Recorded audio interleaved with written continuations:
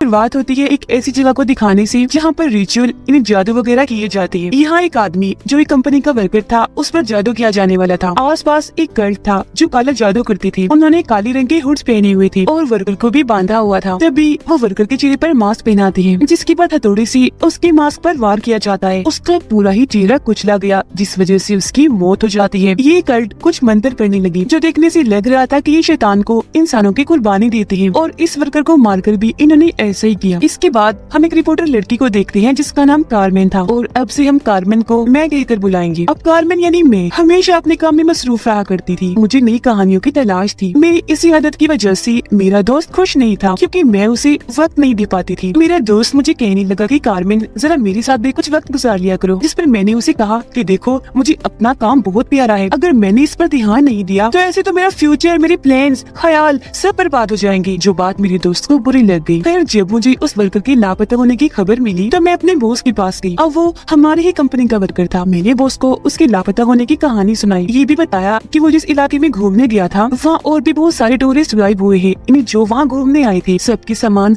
अलग अलग जगह से मिले हैं। मेरे ख्याल से उन टूरिस्ट और वर्कर के साथ कुछ गलत हुआ है और अब मैं उन पर रिपोर्ट बनाना चाहती हूँ। लेकिन मेरे बॉस ने ये कहकर मना कर दिया कि ये तो एक बेतुकी फजूल सी कहानी है। उन टूरिस्ट का गायब होना सिर्फ एक इत्तेफाक था। बॉस ने मुझे कहा कि तुम किसी और कहानी को तलाश करके उस पर रिपोर्ट लिखो, क्योंकि अगर ये कहानी हमने लिखी भी तो फजूल जाएगी, क्योंकि इसमें दम नहीं, मजा नहीं आएगा। अब मुझे अपने बॉस की इस बात से बहुत बुरा लगा, क्योंकि मैं जानती थी कि हमारे कंपनी की उस वर्कर के साथ कुछ बहुत गलत हुआ है, पर बॉस तो सिर्फ इसे कहानी ही समझ रहे थे। फिर मैं अपनी एक दोस्त के साथ उस वर्कर की मॉम के पास गई पूछताछ करने के लिए। वर्कर की मॉम ने हमें बताया कि मैंने अपने बेटे की लापता होने की रिपोर्ट लिखवाई थी, पर पुलिस इस केस पर कार्रवाई नहीं कर रही, क्योंकि उन्हें कोई सबूत नहीं मिल रहा। मैं तो अपने बेटे का सारा सामान भी वापस ले आई हूँ, जो बिल्कुल वैसे का वैसा है जैसा मेरा बेटा लेकर गया था। ये सुनकर मैंने उसकी मोम को कहा, क्या मैं उसका सामान चेक कर सकती हूँ? जब उसकी मोम ने इजाजत दी तो मैंने उस वर्कर के सामान की तलाशी ली, जिसमें मुझे एक डायरी मिलती है। डायरी को जब मैंने पढ़ा तो आखिरी सफ़े पर एक जगह अल्बानिया के बारे में लिखा हुआ था, जिसे मैं समझ गई। इसका मतलब वर्कर अल्बानिया गया होगा, जो वहाँ से वापस नहीं आया। मैंने वर्कर की मोम से पूछा,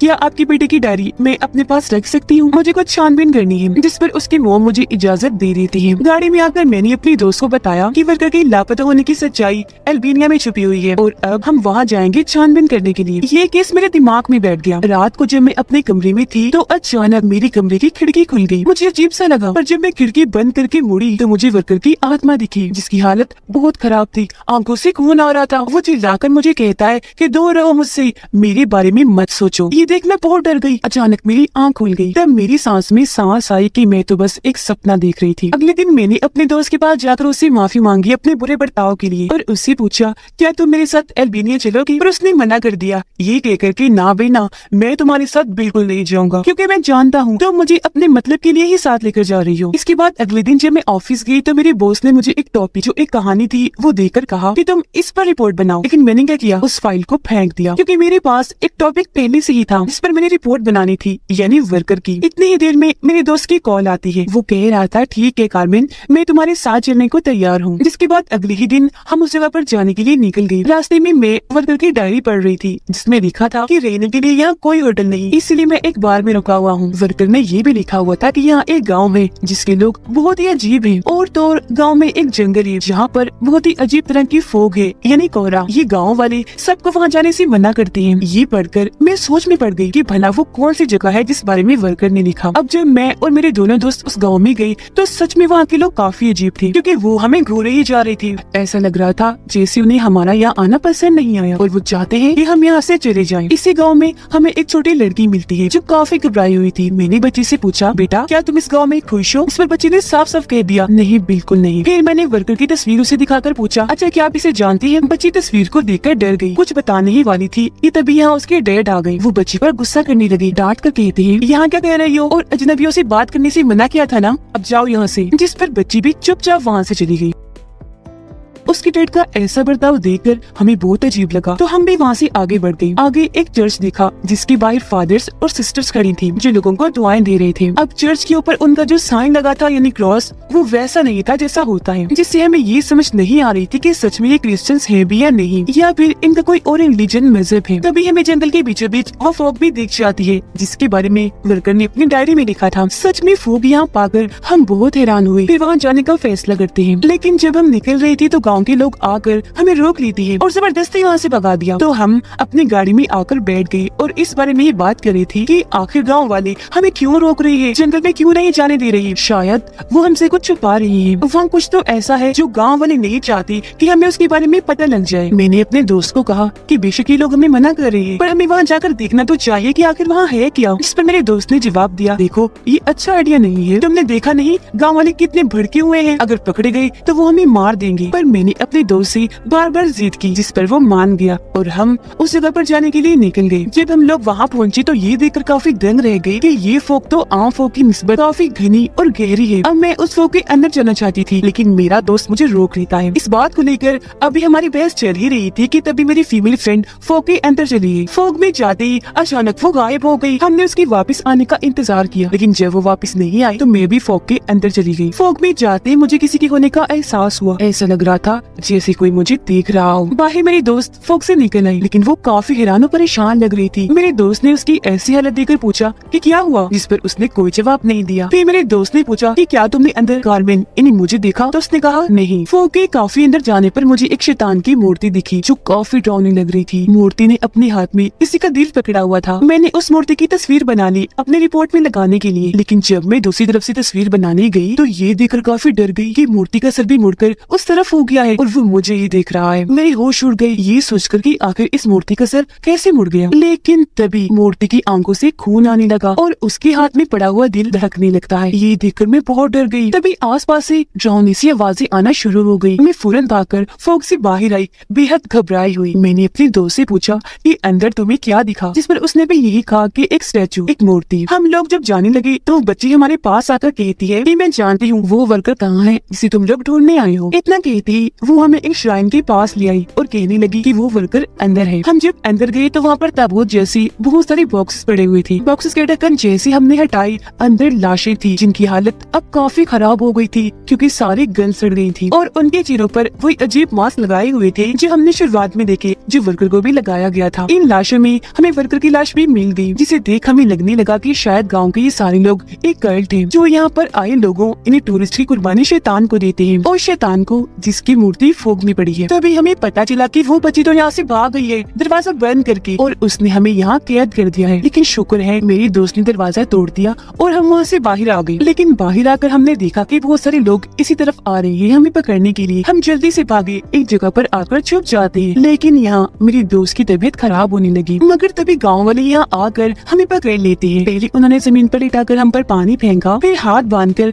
हमें अपने लीडर के पास लिए गए। लीडर ने भी वही हुड पहनी हुई थी जिसे कल्ट के लोगों ने शुरुआत में पहनी थी और उसके सारे साथियों ने भी। लीडर ने मेरी और मेरी दोस्त की आंखों में देखकर फैसला किया कि मैं इन दोनों की कुर्बानी शैतान को दूंगा, जबकि मेरे मेल फ्रेंड को वो बंदी बनाकर रखने का फैसला करते हैं। मुझे और मेरे दोस्त को वो श्राइन में ले गए, जबकि मेरी दोस्त को अलग ले जाया जाता है। अंदर पूरा कल्ट था, सभी ने काले रंग की हुड्स पहनी हुई थी। उन्होंने कारमेन और उसकी दोस्त के कपड़े फाड़कर सफेद रंग का लिबास पहना दिया, जिसके बाद लीडर आकर हमें गौर से देखने लगा। उन्होंने फैसला किया कि पहले वो मेरी दोस्त की कुर्बानी देंगे, इसलिए मुझे जेल में बंद कर दिया जाता है। उन्होंने मेरी दोस्त को पत्थर पर लिटाकर उसके हाथ पांव बांध दिए, पर अगले ही पल जो उन्होंने किया वो देखकर तो मेरी हालत ही खराब हो गई। उन्होंने मेरी दोस्त के हाथ पांव काट दिए। अब लीडर मंत्र पढ़ने लगा। मेरी दोस्त ने जब उसके चेहरे की तरफ देखा तो वो एक डीमन था, यानी एक शैतान। फिर वहाँ वैसे ही मास्क लगाया जाता है जैसा वर्कर को भी पहनाया था। मास्क पर तो कीड़े थी जो आंखों में घुसती थी। लीडर मंत्र पढ़कर हथौड़ा उठाता है और मास्क पर दे मारता है, जिससे मास्क मेरी दोस्त की आंखों में घुस गया। बड़ी बेरहमी से उसकी मौत हो गई। बाहर जबरदस्ती मेरी दोस्त से एक कब्र खुदवाई जा रही थी। उस पर नजर रखने वाले आदमी का ध्यान जैसे हटा, मेरे दोस्त ने बेल्टी से उस पर वार कर दिया। उसकी गन नीचे गिर गई तो मेरी दोस्त ने मार मार कर उसे बेहोश कर दिया। फिर उसने गन उठा ली और मुझे बचाने के लिए वो निकल गया। जब वो श्राइन में आया तो देखता है कि हमारी वो दोस्त मर गई है और कल्ट के सारे लोग उसे बॉक्स में डाल रहे हैं। वो फिर मेरे पास आ गया। अब क्योंकि अगला नंबर मेरा था तो एक आदमी जैसे मुझे लेने आया, मेरे दोस्त ने उस पर हमला करके उसे धक्का दे दिया। वो फिर मुझे लेकर भाग गया और कल्ट को वहीं पर बंद कर देता है। लेकिन रास्ते में मेरी तबीयत खराब हो गई और मुझे उल्टी होने लगी। आसपास से डरावनी आवाजें भी आ रही थी। मेरे दोस्त ने तसल्ली दी कि घबराओ नहीं, सामने एक घर है, उनकी गाड़ी लेकर हम यहाँ से भाग जाएंगे। घर के अंदर आकर मेरे दोस्त ने उन पर गन तान दी। धमकाते ने उनसे पूछा कि बताओ जल्दी गाड़ी की चाबी कहाँ है। पर क्योंकि उस फैमिली को इंग्लिश जुबान समझ नहीं आती थी तो वो उसकी बात को समझ नहीं पाते। श्राइन में उन गाँव वालों ने, इन्हीं कल्ट के लोगों ने दरवाजा तोड़ दिया था और वो हमारी तलाश में निकल गए। मेरे दोस्त ने फैमिली को बांध दिया और पूछने लगा कि बता दो चाबी कहाँ है। फैमिली अपनी जुबान में उसे कुछ कहना चाह रही थी जो मेरा दोस्त भी समझ नहीं पाता। उनके बेटे को थोड़ी बहुत इंग्लिश आती थी तो वो मेरे दोस्त से कहता है कि मैं जानता हूँ चाबी कहाँ है। अचानक मेरी हालत अजीब हो गई। मैं बुरी तरह डरने लगी क्योंकि मुझे हर तरफ डीमंस और शैतान नजर आ रही थी जो बहुत बदसूरत थी। आंखें तो थी ही नहीं, मुंह गोल था जिसमें दांत बहुत ही अजीब खौफनाक थे। मैं काफी डर गई। इसी वजह से एक कमरे में आकर छुप गई। वो बच्चा मेरे दोस्त को किचन में ले गया चाबी देने के लिए। चाबी लेकर मेरे दोस्त ने उसके भी हाथ बांध दिए। मैं जब उस कमरे में थी तो अचानक आईने में मुझे डीमन देखा जिसने मुझे पोजेस्ड कर लिया, यानी अपने कंट्रोल में। वो अब मेरे अंदर आ चुका था जिस वजह से मेरी हालत अजीब होने लगी। मैंने जोर से चीख मारी जो सुनकर मेरा दोस्त और पूरी फैमिली काफी डर भी गई, साथ ही वो बहुत हैरान भी थे। मेरा दोस्त तो इतना डर गया कि गन लेकर वो मेरे पास आ गया। तभी वो डीमन जो कार्बन इन्हीं मेरे अंदर था वो फैमिली पर हमला कर देता है, फिर उन्हें मारकर उनका मांस खाने लगता है जो देखकर मेरी दोस्त की हालत खराब हो गई। तभी मैंने अपने दोस्त को गर्दन से आकर पकड़ लिया क्योंकि मेरे अंदर वो डीमन पूरी तरह हावी हो गया था। डीमन मेरे दोस्त को कहने लगा कि मैंने इंसानों का गोश्त खाया हुआ है और खून भी पिया हुआ है, मुझे दोनों चीजें बहुत मजे की लगती है, इसलिए आज मैं तुम्हें भी मार दूंगा। इससे पहले वो मेरे दोस्त को मारता यहाँ पर कल्ट का एक आदमी क्रॉस लेकर आ गया। उसने जैसे डीमन के सामने क्रॉस किया तो डीमन ने फौरन मेरे दोस्त को छोड़ दिया। कल्ट का वो आदमी डीमन से कहने लगा कि इस जिस्म को छोड़ दो और चले जाओ, जिस पर डीमन कहने लगा कि ऐसा तो नहीं हो सकता, बल्कि मैं इस लड़की कार्मिन और सबको मार दूंगा। जिसके बाद डीमन कल्ट के सभी लोगों पर हमला करके उन्हें मारने लगा। ये देख वो आदमी अपने लोगों को बचाने के लिए डीमन पर होली वाटर फेंकता है, जिससे डीमन अपनी ताकतों का इस कदर इस्तेमाल करता है कि उसने क्रॉस ही जला दिया और फिर कल्ट के उस आदमी पर भी हमला कर दिया। डीमन ने उसके पेट में लकड़ी घुसाकर आर पार कर दी जिससे उसकी भी मौत हो जाती है। उसके मरते ही कल्ट का दूसरा लड़का होली वाटर गिरा कर डीमन पर हमला कर देता है। वो डीमन के सीने में एक तलवार घुसा देता है। डीमन जैसे कमजोर हुआ तो उसे नीचे लिटा दिया जाता है। वो लड़का कहने लगा फौरन इसके हाथ पाँव बांध दो, तो वो लोग चाकू से उसके हाथ और पाँव जमीन में गाड़ देते हैं, जिसके साथ ही वहाँ मास्क लाया जाता है। जब वे लोग मास्क पहनाने लगे तो डीमन अपना सर हिला रहा था, जो देख मेरे दोस्त ने आकर मजबूती से उसका सर पकड़ लिया। लड़के ने भी हथौड़े से मास्क पर मारा। तब तक कार्मेन यानी मैं होश में आ गई थी, लेकिन देर हो गई। मास्क उसकी आंखों में घुस गया जिससे कार्मेन की भी मौत हो गई और डीमन वहाँ से भाग जाता है। अब वो लोग सोचने लगते हैं कि मेरे दोस्त के साथ क्या किया जाए, क्योंकि वो इस गांव की असलियत जान गया था